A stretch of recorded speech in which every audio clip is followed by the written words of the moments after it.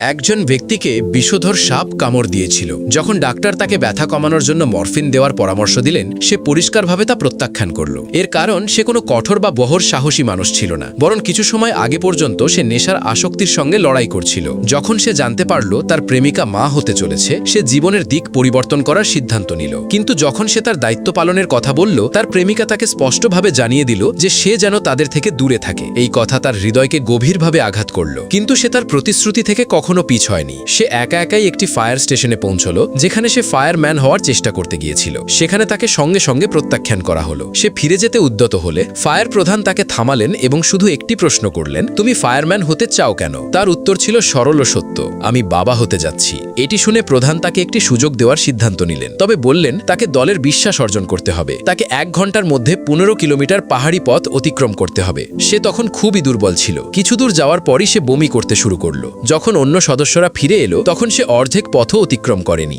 সবাই ভেবেছিল হয়তো সে হাল ছেড়ে দেবে, কিন্তু সবাইকে অবাক করে শেষ মুহূর্তে সে ফিরে এসে তার পকেট থেকে ফোন বের করে চূড়ার ছবি দেখালো। সেই মুহূর্তেই তাকে দলের অনুমোদন দেওয়া হলো। এরপর সে একটি দোকানে গেল, নবজাত শিশুর প্রয়োজনীয় জিনিসপত্র কিনল এবং চুপচাপ তার প্রেমিকার দরজার সামনে রেখে ফিরে গেল। পরের দিনগুলোতে সে প্রতিদিন কঠোর অনুশীলন করত এবং গোপনে খাবারও পৌঁছে দিত, কিন্তু সে কখনোই সরাসরি যোগাযোগ করেনি। ধীরে ধীরে তার পরিবর্তন স্পষ্ট হতে শুরু করলো। ব্র্যান্ডনের পরিশ্রম সফল হলো, বরং তাদের ফায়ার টিম একটি মর্যাদাপূর্ণ উপাধিও অর্জন করল। একদিন সে যখন নিয়মিতভাবে কিছু জিনিস দিয়ে ফিরে যাচ্ছিল, তখন তার প্রেমিকা তাকে ডাক দিল। সে ব্র্যান্ডনের পরিবর্তনে অভিভূত হয়েছিল এবং তাকে পুরো মন থেকে গ্রহণ করল। সে ব্র্যান্ডনকে তার মেয়েকে কোলে নিতে বলল। ব্র্যান্ডন খুবই আবেগপ্রবণ হয়ে গেল, কিন্তু ভয় পাচ্ছিল যে তার নোংরা ইউনিফর্ম শিশুর পোশাক নষ্ট করে দিতে পারে। তার প্রেমিকার এতে কোনো পরোয়া ছিল না। যখন ব্র্যান্ডন তার মেয়েকে কোলে নিল, সে তার কান্না ধরে রাখতে পারল না। সে মন থেকে তার ভুলের জন্য ক্ষমা চাইল। যখন সবকিছু ভালো হতে শুরু করেছিল, তখনই একটি ভয়াবহ দুর্ঘটনা ঘটল। ফায়ার ব্রিগেডকে জঙ্গলে আগুন নেভাতে ডাকা হলো।